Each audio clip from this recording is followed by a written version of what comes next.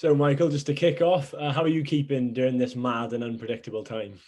Yeah, it's obviously been difficult. I think it's a little bit easier this time. Sorry, I think it's a little bit easier this time around because you're obviously become quite experienced at lockdown. So I think you've got a bit better idea and you're a bit better prepared to cope with it. So I've been lucky enough to I'm still in work and everything. So it's so keeping yourself busy.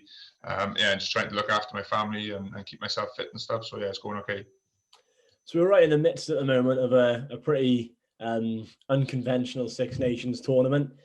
You were the captain of a Grand Slam winning team, and now Wales potentially have this in their sight. So, what does it take to win a Grand Slam? I think, well, Wales have done the first few bits well, and they've obviously won the first two games. So it's, I think with the Six Nations, I think every year you look at the games, over the last number of years, they've all been quite close.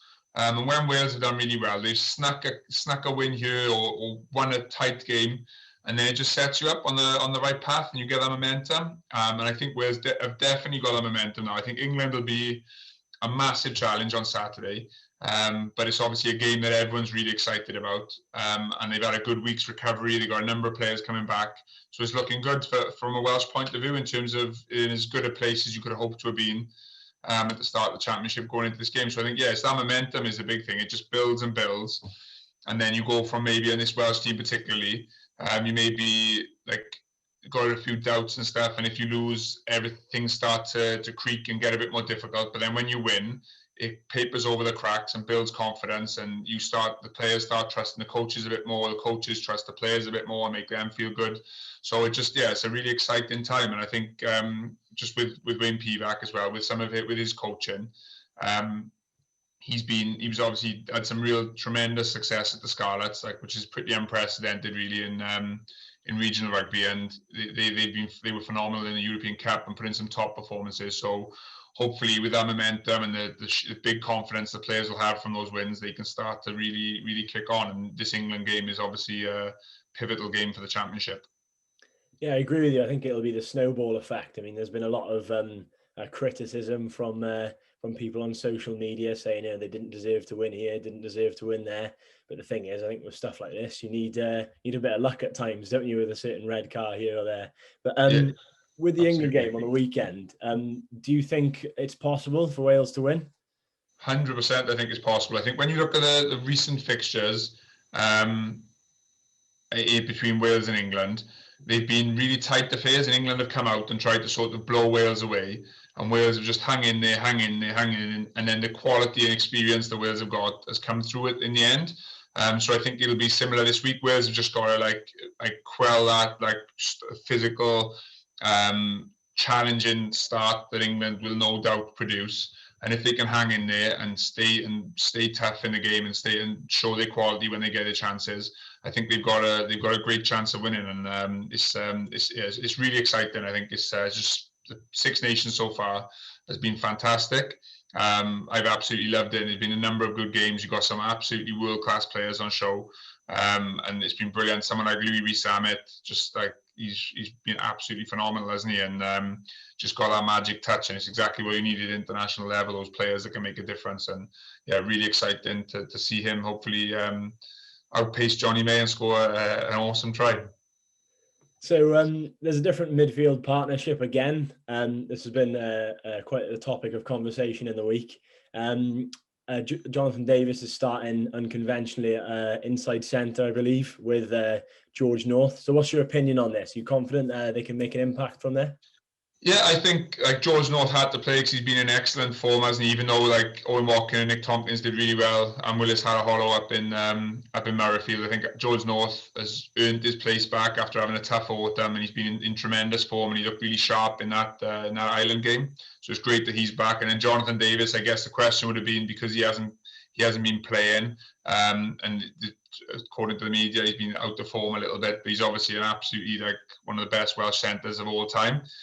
So you'd back him to be able to come back in and perform well. And obviously a little bit different playing at 12, but he's a tremendous defensive player. He can, like saying about like Rees-Zammit, he can make those like special things happen. So I think the experience of him and George North, they just at the stage they're at in their career, they're just going to be tremendously excited about the game. So yeah, I think it'll be an area that the Wales will feel like they can do well, and I'm sure they've had that 2 weeks of preparation as well.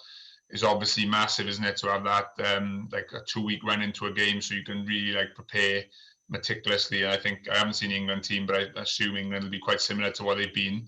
So in terms of personnel, they'll have had a really good chance to analyse and look at what they want to do, and train and get their plays like spot on. So yeah, it's an exciting centre partnership.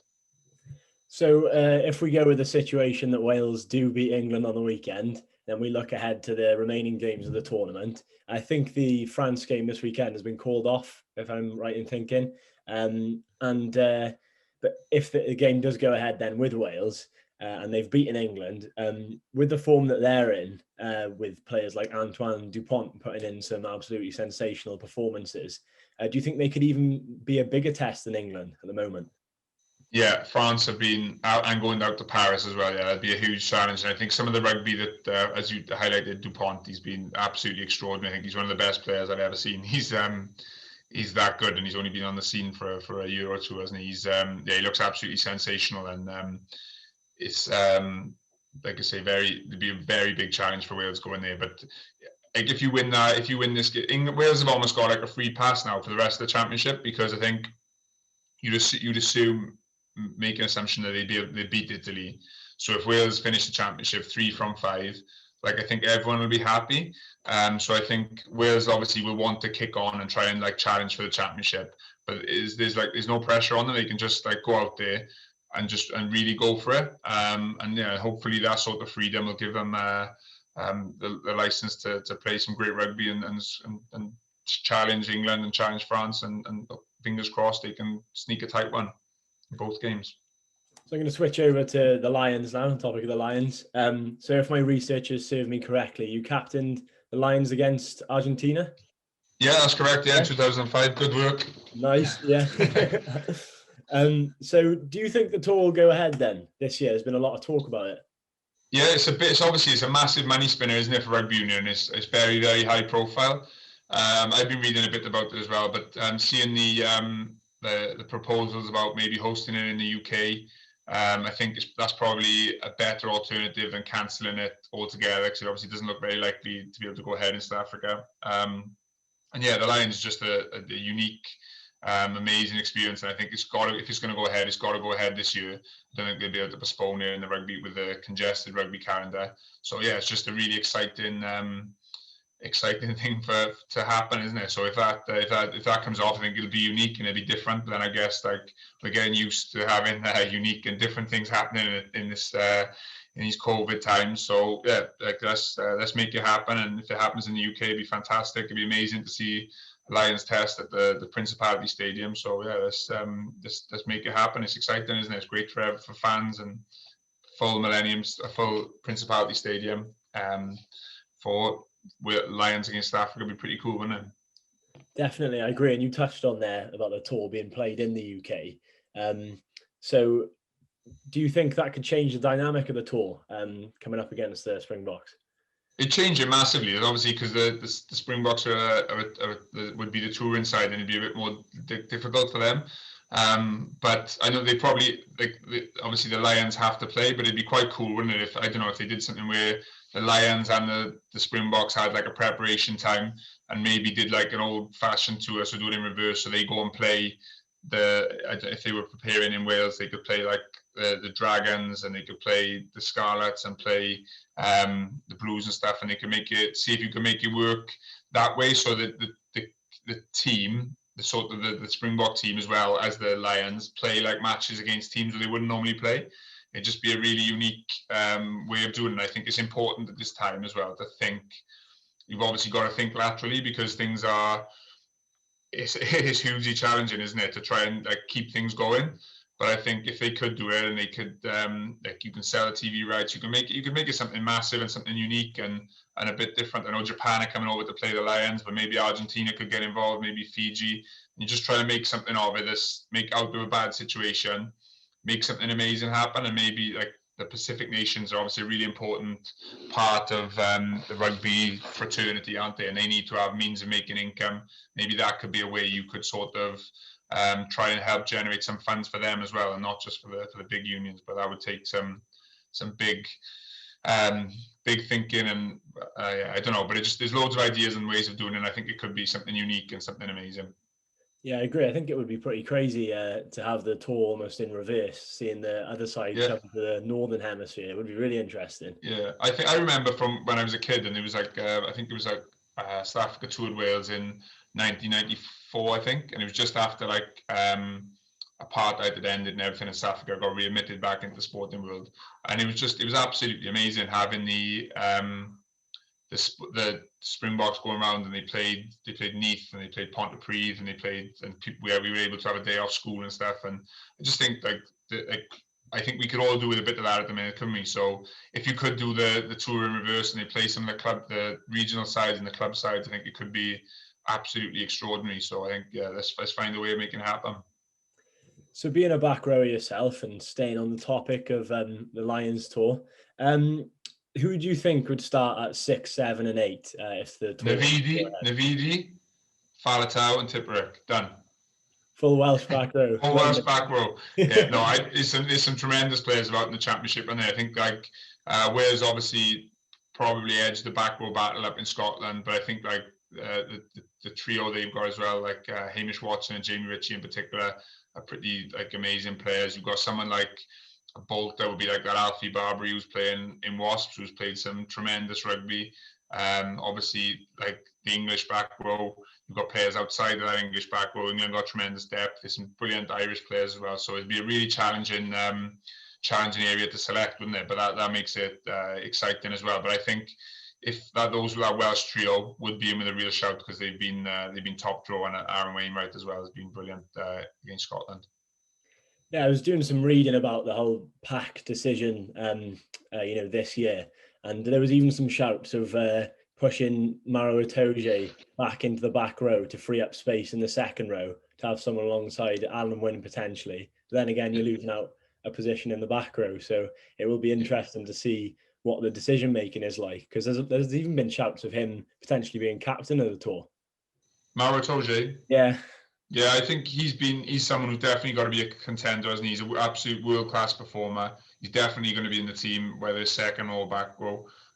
So yeah, he'd definitely be a contender for the captaincy, because you obviously got to have that person who's like a nailed-on test starter.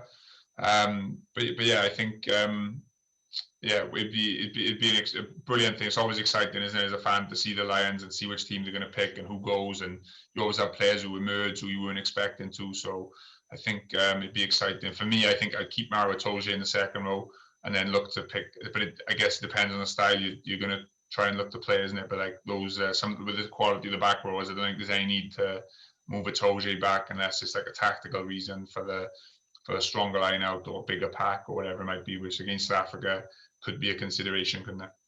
Definitely. I think it'll be interesting to see what Gatland goes with. So you were forced to retire through injury. Do you think there should be more protection for players like yourself? For me, yeah. I think the game, I think, like, obviously I'm watching it from afar now and seeing, like, I'm still involved in rugby, but I'm watching it from afar in terms of the professional game. But I think when you look at the things that are brought in, I think increasingly there's a greater awareness of player welfare and stuff. But I think the biggest thing it comes down to, really, if you want to have a serious conversation about player welfare, it's about the number of games the players have to play.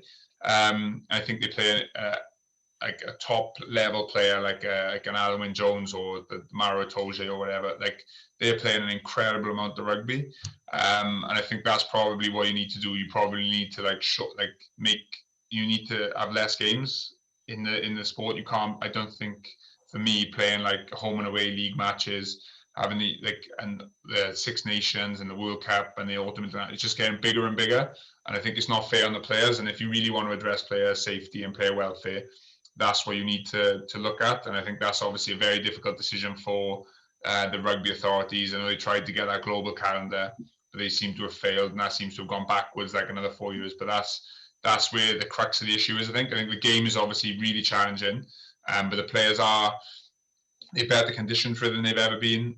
they're probably like better looked after than they've ever been as well in lots and lots of ways. And the laws are obviously coming into play, as we've seen with the sendings off, to try and protect players in terms of concussions. But the biggest way you could solve it would be to have less matches, and that's something no one wants. No one, I think, players probably would want it, but it's not something that seems to be like feasible. But they probably need to cut down the number of matches you play in a season, and try and make it all work at all levels. But it's obviously a tough puzzle to put together, isn't it? Oh, totally. And staying on the topic of player welfare, there seems like there's a bit of a turning point at the moment with rugby, going through a little bit of a transitional stage, given what's happened with Alex Popham's dementia diagnosis. Do you think this is a turning point? Do you think it could even change the way rugby is played or communicated to the players from a young age? Yeah, it definitely is happening, isn't it? It's definitely like a change happening, and I think rugby in many ways has been like I think you could like criticize the authorities for and the administrators for the way in which they haven't been able to sort out the playing calendar, for example, and that seems a real shame and a missed opportunity, particularly at this time. But in terms of the concussion stuff, I think like there's been an increasing courage, if you like, to address it and to try and take measures to make things better. And that's fantastic to see, and like the measures and there's still a way to go, and there's still lots of things they can do. But I think the things that they are trying to do and endeavoring to do, they are like they deserve a lot of praise for the way they've approached it, and like the concussion protocols they put in place seem like they're quite robust, particularly when you compare it to a sport like football, where they are still probably struggling a little bit with exactly how they should work it around concussion.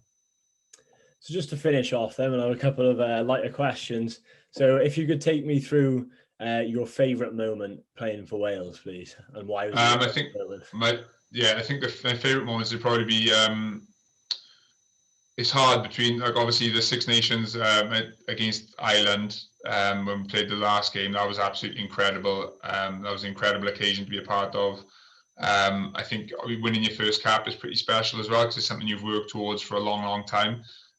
So that's like a really important, nice moment. And I think we played against New Zealand in 2004, and we lost by a point at the Millennium Stadium as it was then. And we played incredibly well, and it was an incredible occasion. It was the first time for me that I played in Cardiff where the crowd really sort of believed in us, and we fueled the crowd, and the crowd fueled us. And it was an extraordinary atmosphere. It was an extraordinary match. And yeah, that was probably up there with the pinnacles of my career. It was like an amazing thing to be a part of. So just a quick one to finish off. I just said you mentioned the fans there. Do you feel sorry for the players almost that they don't have the fans there roaring them on at times, especially in a fixture like this on the weekend? Like Cardiff would be rocking, wouldn't it? Can you imagine what it'd be like? It'd be so good, wouldn't it? Yeah. I had for me, I went. It's really strange when you grow up as a kid and you go and watch at the stadium and you're everything's about like the match and you're really looking forward to it, and then you play. Or if you're fortunate enough to play, if you play for Wales, it's amazing and it's really special. But it obviously comes with pressure, and it comes with all the stuff that goes with it, good and bad. But you sort of it not doesn't become special, but because you've got to cope with it. You can't be like every time you go and play for, oh wow, this is amazing, it's incredible, oh this is awesome. So you sort of got to like play it down a little bit, and then so it becomes like a little bit like normality. And then when you so I got like dropped then in 2000 after 2007. So I played between 2007 and 2002 and 2007, and then you don't play. And afterwards, when you're not getting picked or you're not involved, you've got a certain like a bit of bitterness and a bit of like you're gutted because you still think you should be there. And it took me an awful long time to get over that.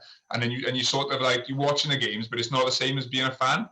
But then over time, you start to like appreciate it. And I was lucky enough in the summer, I went to watch a game with I took my son to watch Wales England in the World Cup warm up, and it was just absolutely extraordinary. And it sort of gave me the opportunity to see it, to see the stadium for everything that it was, and to see the match and the way the players are approaching it and how much they put on the line and everything like that. And it was just an extraordinary moment for me to see how special it is.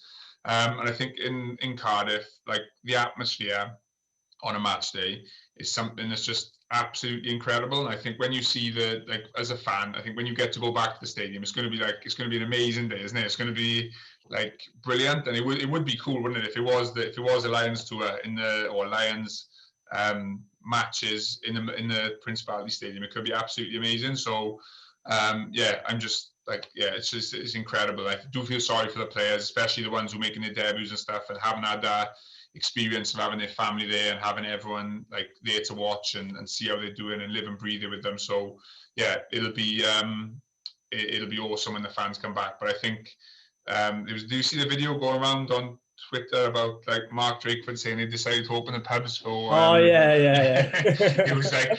like I'm pretty sure that's not true, but it could Oh be, no, because I no. think it does mean a lot to the Welsh people, doesn't it? You have to do a double take with stuff like that because you can't tell Yeah, it's actually them definitely, speaking. yeah. But that sort of video. But I think it does mean a lot to the Welsh people. And I think it's a really unique connection between the Welsh rugby team and the people. And like I really got to see that in the summer, and it was yeah, it's pretty special to see that. And I look forward to when it all comes back together and we can have a proper Wales England match and thing. But like I say, the action on the field in the Six Nations has been amazing, hasn't it? So hopefully we'll see another brilliant game, and Wales edge a tight one, get a Hopefully. last minute drop goal or something to win the game. Be Be great. cheering on from home. Yeah, definitely. Yeah. Wicked. That's everything. Thank you very much.